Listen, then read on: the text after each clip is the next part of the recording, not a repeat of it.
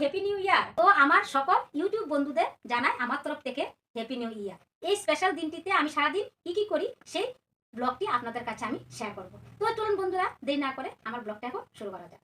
সকাল 6টা বাজে, তো আমি তাড়াতাড়ি ঘরটা মুছে নিয়ে স্নান টান সেরে দিয়ে তারপর আমি সংসারে যা কাজ আছে সব কাজগুলি আমি করব।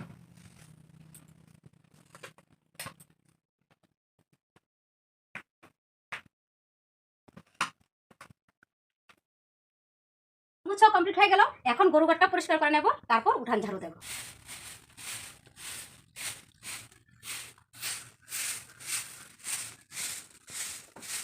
আমি তো গ্রামের বাড়িতে থাকি, গরুও আছে, হাঁস মুরগিও আছে। তারপর আজ হ্যাপি নিউ ইয়ার উপলক্ষে আমার হাজব্যান্ডও বলেছিলাম একটা ছোট একটা মুরগি কাটতে। এখন উঠানটা ঝাড়ু দিয়ে নিই। সবগুলি তো আর শেয়ার করতে পারবো না, যেগুলি পারবো সেগুলি আমি আপনাদের কাছে শেয়ার করব। দেখুন গ্রামের বাড়ি কত কাজ, উঠানটাও কত বড়।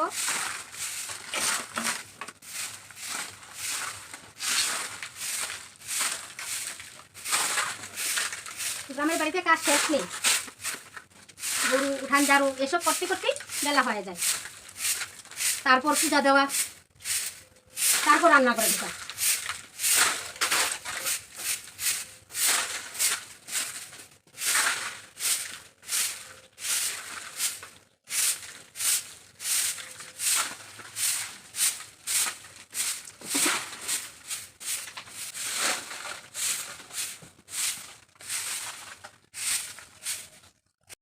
এই হলো আমার মাসি। আমার মাসি আমার বাড়িতে এসেছে। মাসিও খুব অসুস্থ, মাসি কিছুই করতে পারে না। তার জন্য মাসি এখন মাসিকে স্নানটা করে নিয়ে এসে এখন মাসির চুলটাকে বেঁধে দিচ্ছি। তো আপনারা সবাই আমার মাসির জন্য প্রে করবেন, মাসির জন্য তাড়াতাড়ি সুস্থ হয়ে যায়।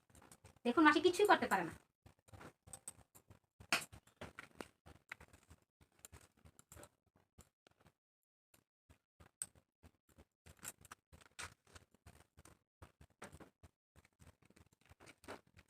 সকাল সকাল আজ মাসির স্নানটাও শেষ। আমি এখনো স্নান করিনি, আগে মাসিকে স্নানটা সারালাম, উঠোন বাড়ি ঝাড়ু পরিষ্কার হলো, এখন আমি স্নান করব, তারপরে পুজো দেব। স্নান সেরে পুজো দিয়ে আসলাম, তো ওরা বলছে আজ নাকি বলে পিঠা খাবে, তার জন্য আমি এখন চালের গুঁড়ো করছি।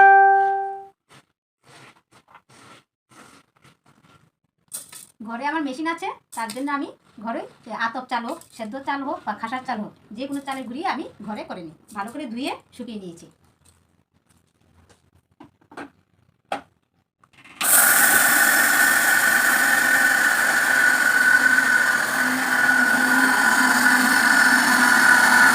আমি এইভাবে চালের গুঁড়ো করি। এই দেখুন আমার চালের গুঁড়ো হয়ে গেছে, এখন আমি এগুলিকে চেলে নেব।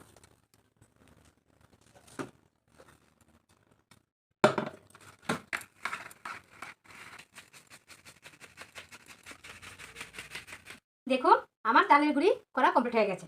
আর এই কটা বেজেছে, আমার বাড়িতে গরু আছে, তো এখন গরুর গামলাতে দিয়ে দেবো। আমার তো চালের গুঁড়ি করা কমপ্লিট হয়ে গেছে।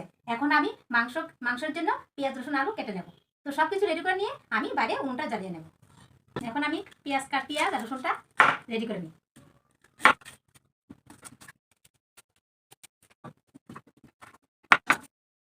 সব কিছু রেডি থাকলে রান্নাটা করতে বেশি সময় লাগে না, তার জন্য সব কিছু রেডি করে নিয়ে আমি উনুনটা জ্বালিয়ে দেবো।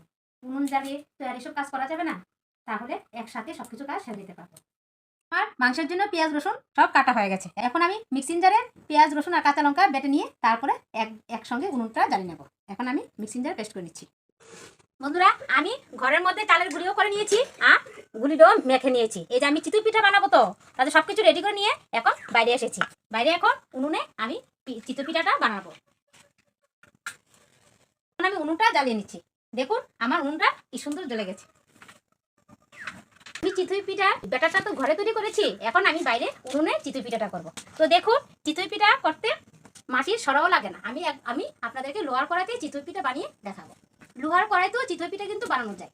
দেখুন এই চিতই পিঠা করতে হলে কড়াইয়ের মধ্যে অল্প পরিমাণ তেল মেখে নিলে পিঠাটা সুন্দরভাবে উঠে আসবে। এটা আপনারা অপশান, দিলেও পারেন না দিলেও চলবে।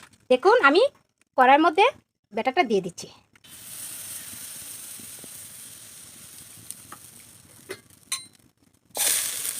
আর হালকা জল দিয়ে দেবো। আর উনুনের জালটাও কমিয়ে দেব। আস্তে আস্তে হবে, বেশি তাড়াহুড়া করলে নিচে দিয়ে লেগে যাবে।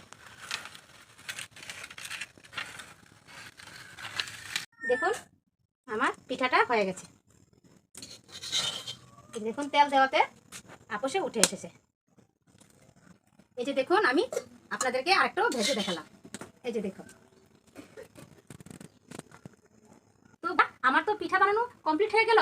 এখন আমি করবো মাংস। মাংসটা রেডি করে নিয়েছি, মশলা বেটে নিয়েছি, আমার হাজবেন্ড মাংসটা মুরগিটা কেটে দিয়েছে। এখন শুধু উনুনে মাংসটা রান্না করে নেব। পিঠা বানানো শেষ, এখন আমি মাংসটা রান্না করবো। এই যে আমার ঘরের ছোট্ট একটা মুরগি আমার হাজবেন্ড কেটে নিয়েছে।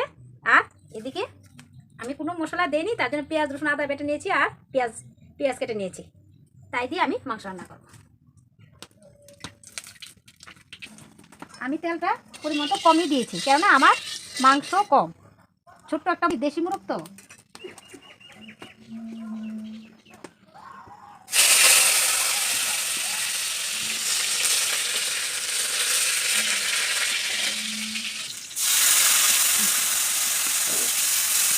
আমি কিন্তু মাংসের মধ্যে কোনো মশলা অ্যাড করবো না। আমি সবসময় ঘরের দেশি মুরগ তো, তার জন্য কোনো মশলা লাগবে না। আর আমি সবসময় মশলাটা একটু কমই খাই, মশলা কম দিয়ে রান্না করি।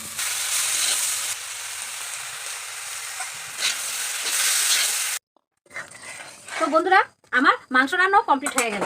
আর এদিকে সন্ধ্যা হয়ে গেছে। আমি তো মাংসের মধ্যে কোনো মশলা দেইনি, তো ভাবলাম ম্যাগির মশলা অল্প দিয়ে দিই, বাচ্চারা খেয়ে পছন্দ করবে, তার জন্য ম্যাগির মশলা দিয়ে দিলাম। এদিকে সন্ধ্যাটা হয়ে গেল। সারাদিন জানি কিভাবে চলে গেল টাইমটা বলতে পারলাম না। সন্ধ্যা হয়ে গেছে, ভাবছিলাম উনুনের মধ্যেও রুটিটা বানাবো, তো দেখা গেল এখন আর হবে না, কেননা সন্ধ্যা হয়ে গেছে। আর বাকি যে কাজগুলি আছে আমি সেগুলি ঘরে করব, আপনাদের কাছে সেই ভিডিওটিও আমি শেয়ার করব, যা যা ঘরে করব। এখন আমি মাংসটা নামিয়ে নিই। তো মাংসের সঙ্গে তো রুটি হলে খুব ভালো হয়, তার জন্য ঘরেই রুটিটা বানিয়ে নেব। দেখুন বন্ধুরা, আমার হাজব্যান্ড আজকে হ্যাপি নিউ ইয়ার উপলক্ষে এই দেখুন সিঙ্গারা এনেছে। এখন এই সিঙ্গারা চা দেখাবো। সিঙ্গারা চা দিয়ে খেয়ে তারপরে কিছুক্ষণ রেস্ট করে আবার বানাবো রুটি। এখন আমি সিঙ্গারা দিয়ে চা খাচ্ছি। এই হলো হ্যাপি নিউ ইয়ারে সন্ধ্যার টিপি। তাড়াতাড়ি চলে আসুন, বড় বড় সিঙ্গারা পাবেন হ্যাপি নিউ ইয়ার উপলক্ষে। আজ তো হ্যাপি নিউ ইয়ার, তার সঙ্গে আমার বার্থডে। এই উপলক্ষে এনেছে আমার হাজব্যান্ড। চা টিফিনও খাওয়া হলো, এখন আমি রুটিটা বানিয়ে নেব। দেখুন আমি আটার ব্যাটারটা করছি গরম জল দিয়ে, কেননা এখন বানিয়ে খেয়ে নেবো, তো তার জন্য রুটিটাও সফট হবে। এভাবে গরম জল দিয়ে বানাবে। আজ তো আমার বার্থডে, আমি নিজেও জানতাম না আমার মেয়ে আমার জন্য এতটুকু স্পেশাল আয়োজন করেছে। আমার মেয়ে বলেছিল এই কেকটা নাকি ওর অর্ডার ছিল। তো দেখি এত আয়োজন, বাড়ির সবাই, আমার হাজব্যান্ডও জানে, আমার ছিল জানে, আমার মেয়ে জানে, আমি নিজেও জানি না, কেননা আমি সারাদিন আমি ব্যস্ত ছিলাম। এই পিঠা বানাও, এই বলে মাংস রান্না করো, এই বলে ঘরের কাজ করো। তো এখন দেখি পিঠাও হলো, রান্না হলো, চাও খেয়ে নিলাম। এখন দেখি কি আমার মেয়ে আমার জন্য এতটুকু আয়োজন করেছে। শুধু মেয়ে নয়, আমার হাজব্যান্ড, আমার ছেলে, সবাই আমার জন্য এতটুকু আয়োজন করে নিয়েছে। আজ আমি খুব খুশি আমার এই স্পেশাল সারপ্রাইজের জন্য।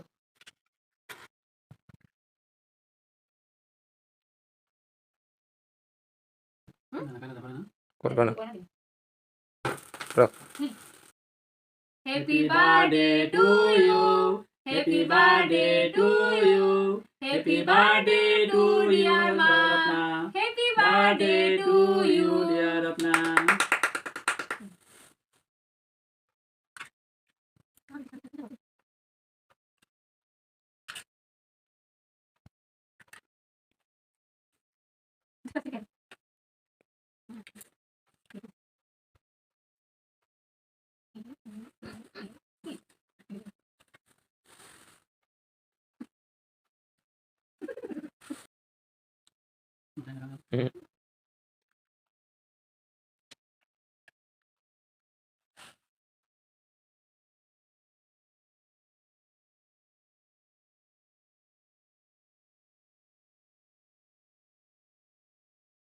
আটা আটা লিচি করতে করতে আমার মেয়ে এদিকে ডাক দিল কেক কাটার জন্য। আমি নিজেও জানি না কেকের যে এত আয়োজন হলো। তো এখন কেক কাটার পর্ব শেষ হলো, এখন আমি আটা রুটি বানিয়ে নিচ্ছি, তারপর খেয়ে আজকের জন্য সমাপ্তি হয়ে যাবে।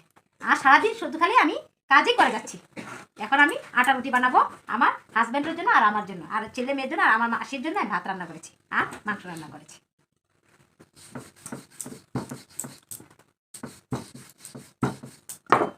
আর পারছি না, এভাবেই রুটি বানাচ্ছি। এখন আমার হাজব্যান্ডকে এখন এভাবেই খাওয়াবো। তো বন্ধুরা, আমার হাজবেন্ডকে এখন রুটি দিয়ে মাংস দিয়ে খাবার দিচ্ছি, আর আমার ছেলে মেয়েকে ভাত দিয়ে মাংস দিয়ে দেবো। তো বন্ধুরা, আমার এই সারাদিনের ব্লগটা আপনাদের কাছে কেমন লাগলো তা কিন্তু অবশ্যই কমেন্টের মাধ্যমে জানাবেন। ভালো লাগলে লাইক শেয়ার করবেন, আর হ্যাঁ, আমার এই ছোট্ট চ্যানেলটাকে সাবস্ক্রাইব করতে আপনারা ভুলবেন না। আপনারা সবাই ভালো থাকবেন, সুস্থ থাকবেন। ততক্ষণের জন্য টাটা।